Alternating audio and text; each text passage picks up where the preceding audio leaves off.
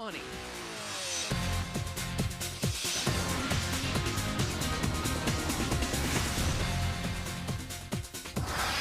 It's time for a little fun with Spare Change, a roundup of the stories we're talking about. Today, we're joined by personal finance expert Vera Gibbons and Dr. Woody Woodward, an occupational psychologist. I always wondered what type of doctor you were. Now I know. All right, our first story, parking spots in one German town are now labeled for men and women. I'm not kidding about this one. The spaces for females are closer to the exit. Okay, well, that's okay. Well lit and wider.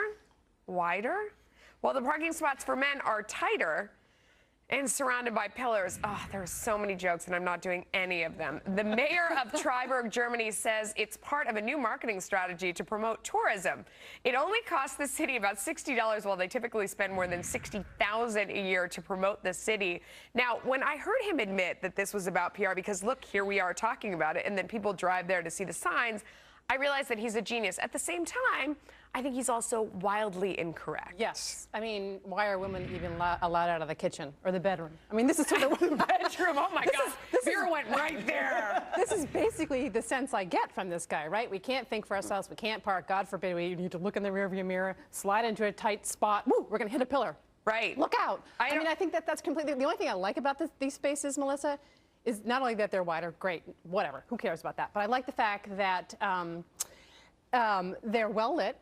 And they're right by the exit. So we can get in and out of there real quick. So this is the town that's best known for cuckoo clocks. There's a little something for you there. He said that the tight spaces are an attraction for ambitious drivers. Men, as a rule, are a little better at such challenges. The spots are tough to park in. One must drive in reverse. Obviously, I can't drive in reverse. I mean, I'm a woman.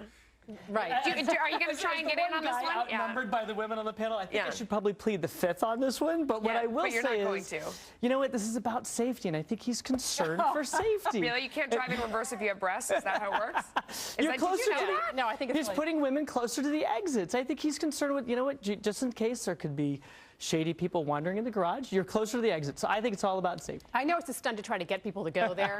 But we women do all the planning on family vacations. We're not going there. That's right. Yes, I know. I'm going to go take my SUV and park it right on top top of this guy. Anyway, bottom line is a publicity stunt. That's true, and that is genius, and I got to give him a few points for that. Next story. A federal appeals court ruled on Tuesday, see, I'm so mad I can't even read this, that New York City Mayor Michael Bloomberg cannot force stores selling tobacco to post graphic images like this one of rotting lungs. Ooh, are we going to show? Ugh.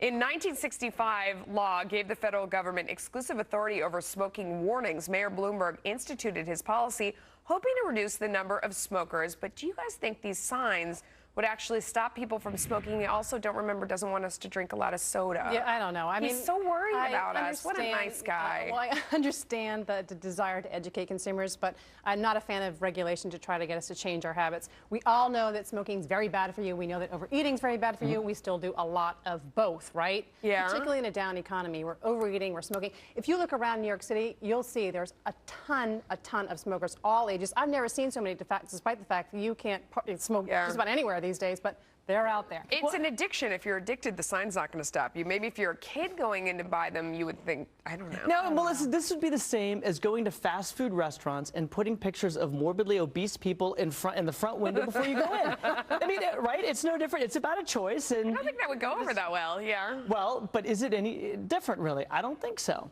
You got to draw the line. Are you in favor of that, or you're against it? I'm not in favor of doing that. Really? I just had to check. I'm not. No. You never know. We've had some crazy people on tonight, especially in the A block. But anyway, all right. Next story. What do your favorite websites say about your political ties? Trendsetter crunched Trendsetter, okay, that's the name of the group, crunched thousands of likes from their users and found that people who frequent commercial and personal finance sites like PayPal and eBay and Amazon tend to be more Republican, while Zappos, Yelp, and Angry Birds users are typically Democrats. I doubt this already because I've never played Angry Birds. I live on Zappos. I love Zappos. Oh, you do like Zappos? Yeah, I love Zappos. But Angry Birds, I mean, what a waste of time. What do you think? I think a couple of different things. First of all, the backing of this poll was by a conservative group. You have to sort of factor that into your overall Really? Why? assessment. You think they're Just biased in general, and trying to saying why? What's their agenda? What was we their don't know. bias We here? don't know. We don't know. The other thing. Guess for me. I mean, you throw it out there that there's a bias in there. I'm throwing it out there. I can't imagine what it is. Another thing I want to throw out there that's probably more relevant is that Facebook users are all over the map. A lot of people like a lot of different things. They all have different agendas on Facebook. They're all wasting their time doing I know, you're not a nothing, fan not of Facebook. working. A lot Yeah. of people like stupid things. Some people like everything. So I think that has to be factored into the equation too. Like, you know, what are these people doing all day long? Well, here's what's interesting, right? As you mentioned, users of eBay tend to lean right. Users of Yelp tend to lean left. That's what she found in the article in her own research. Users of eBay tend to contribute and spend money.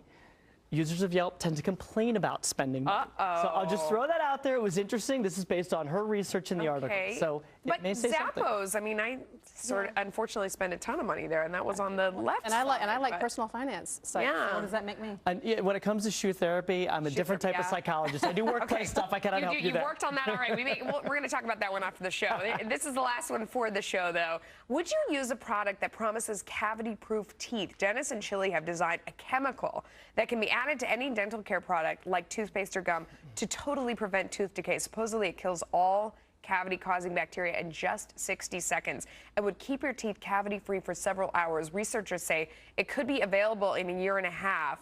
I mean, it seems like this would put dentists out of business, but I also wonder if it just blows out cavities in 60 seconds.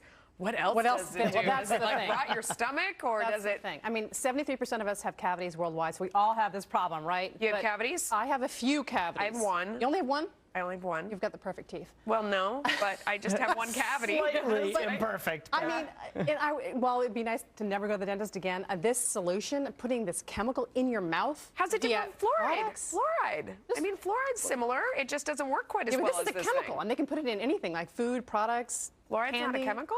No, this chemical is. Here's the thing. Oh. What I think the real story here is, say this actually works, where are they going to find the dentist to do the dentist recommends for the package? That's because true. that dentist will 'Cause get they'd be lynched idiots. by the dental community, There you and go. they know how to torture. On that happy note, we're going to wrap this up. Vera Gibbons and Michael, Dr. Woody Woodward, go out and park your cars. We're going to inspect afterwards and see who's doing a better job, because I'm still mad about that one.